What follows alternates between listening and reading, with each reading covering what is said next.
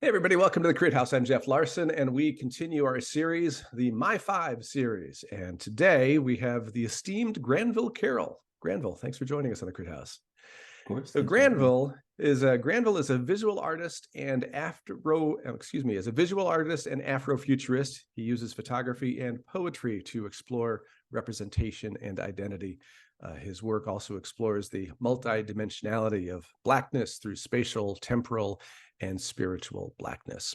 He teaches at Arizona State University, and amongst his many awards, and there are many, he was awarded a Critical Mass Top 50 in 2022. Granville, it's great to have you back here on the Crit House. You were a very popular reviewer when you were on. Oh, good. Well, I'm happy to be back and always enjoyable to be here.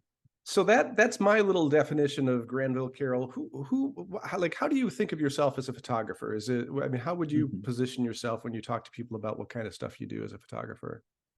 Yeah. Well, definitely, the points that you mentioned in the bio.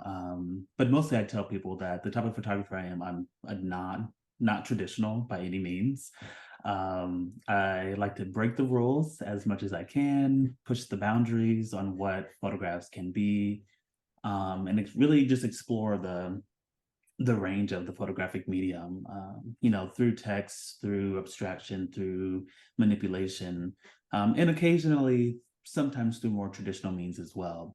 So the images you chose, I think, represent that. But like, what did you go through before we look at the images? What did you go through when I said, Mhm. "Hey, pick five images," and we'll five images, and we'll talk about them. How did you come up with those five images? What did you think about? What was your process? Mhm. So the five images, I was sort of thinking about, okay, I could go a historical route, right, and Mhm. maybe make it more academic, but that's kind of boring. I do that all the time Never. as, teaching. So I wanted to pick images that were influential to me from the beginning of my photographic career all the way till now. Um, and images, like I was saying for myself, working as someone of a non-traditional photographer, people who are also pushing those boundaries and questioning, what photographs can be or how they can tap into this other potential of image making. Well, let's take a look at your images. So, Granville, you gave us five images. You described what you went through. This is the first one, classic from Jerry Yulsman. Talk Mhm. about why you selected this image and what it means to you and why it's here. Yeah, so a little backstory, quick backstory is when I first began photography as a, fairly-ish young student, early 20s. At first I wanted to be like, your traditional landscape photographer, make these pretty gorgeous pictures like Ansel Adams, Mm-hmm. but quickly realized, like I wanted to do something different.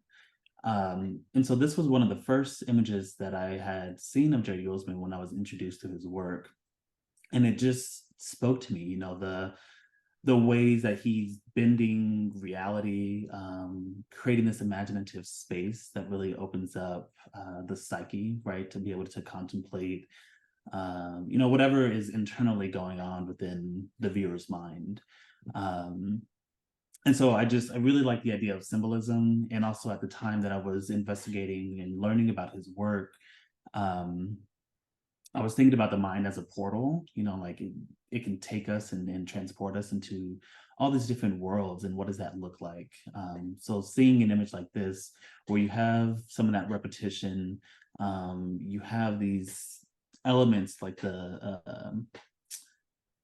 I think it's a pea pod. I don't know, but that sort of shape in the water that looks like a boat.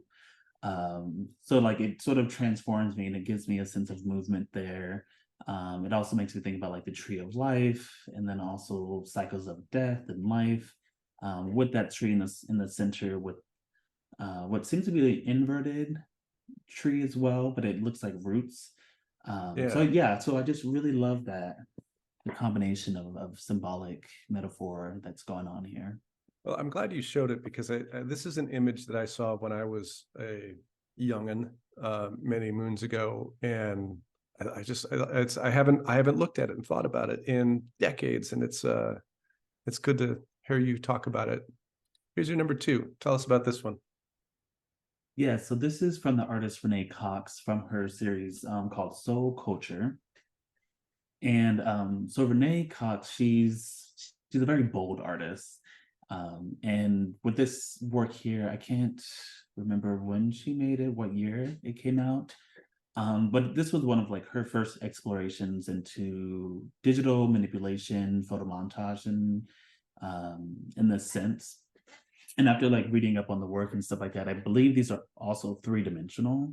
Mm, So I would love to be able to see these in person. yeah. That's for sure. But again, you know, I love this idea of symbolism and metaphor. And she talks about the idea of like fractals, and how these images sort of refer back to like African cultural practices and using pattern making, and then of course for me, when I think of fractals, I think of like the cosmos. I think about the macrocosm and the microcosm, and just how everything's a reflection of one another. I encourage anyone who's viewing this to maybe dig a little deeper to read about the work, and look at more of what she's done. But And yeah, it's just really great. we'll link out to all the artists in the show notes as well. So, and your number 3. Yes, so this is Michael Owuna.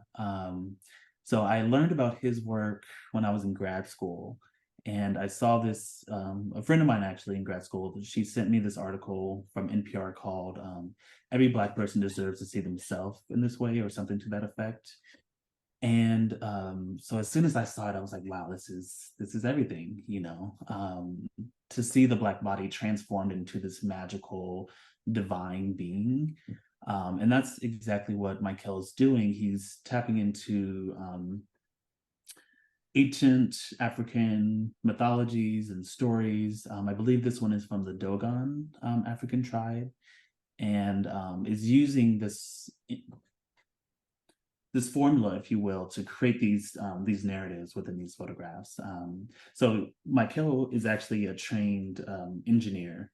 So speaking with him and learning about his work as well, he took a flash and manipulated it so that it would emit UV light. And then he hand paints all of his models, the participants in his images, with fluorescent paint. And then, you know, goes to town and photographs them in this dark space. So just really fascinating to see how his process and his background as an engineer, you know, come into play. So it's almost like blending science, mythology, spirituality with art and photography, which I find to be super fascinating. Just love it. It's a beautiful image, and thank you for telling us the story about it. Your number 4. Yeah. Number 4. So this is Ernest Davis. So this image, I don't know. I love the abstract nature of it. And it's also using the body. So I guess the common theme here, maybe aside from Yulesman, is the use of bodies. I really love to see how people are sort of removing all this identity. Well, not really removing identity, but what they're getting at is like the body can be more, right, than just these social constructs. And so Inez, you know, she's using her body as the form, and she's talking a lot about self-care, and I think it's wonderful. What is this is called? This is from a series, A Womb of My Own: Mistakes Were Made in Development. So it's like she's using the surface of the photographic paper as sort of the womb in which she's emerging from it. And so I love that concept of going back into the darkness in order to like to find yourself and to heal and connect. And like just, and also sort of the sense of movement and chaos that's within the image itself. So, and this is a photograph of an installation of 9 images that are on a wall, right? It looks like we can see the shadow of the light and sort of the light reflecting on the edges of it as well. Correct. Yeah. Here's what I really like. So, you know, I don't have a photographic education. You are a professor of photography. Your conversation about this image and what you see in it it's eye-opening for me. So thank you for talking about it. It's such a great education. And your 5th and final image, lovely. 5th and final image. This is Alun Bay. I hope I'm pronouncing that correctly. So this is from his series Edification. I learned about his work from an exhibition, also did not see it in person, I wish, at the Museum of Contemporary Photography called In Their Own Form. So it's an Afrofuturist exhibition, so it spoke to me greatly. But this image, it like holds a special place in my heart, just because I can sort of project myself into this little boy here, and thinking about like technology, thinking about books, being in nature, then also the cultural symbolism. Like I don't really have a connection to a culture outside of, you know, being Black in America. Um, but just like I can connect to the idea of like imagining, right? And being inside of this sort of technological world, but also still being connected and grounded to the natural world as well. And so like just that push and pull, right, between the artificial and the natural, I think is really interesting. And then also what the artist is talking about in terms of you know, trying to make Africa as a continent and then the various countries and tribes there to seem more modern, because Africa is modern, right? It's not just this third world place that everyone thinks it is. So there's so many different levels, from a personal to the conceptual of the artist. But yeah, it brings me back to my childhood and like roaming through the woods and playing video games and occasionally reading a book. Well, Granville Carroll, thank you so much for sharing your My Five images here on the Crit House. I love the images. 4 of them I was not familiar with from before. It was nice spending some time with them on the screen and hearing you talk about them and what they meant to you. We always appreciate you coming on the Crit House. And thank you all for watching the Crit House.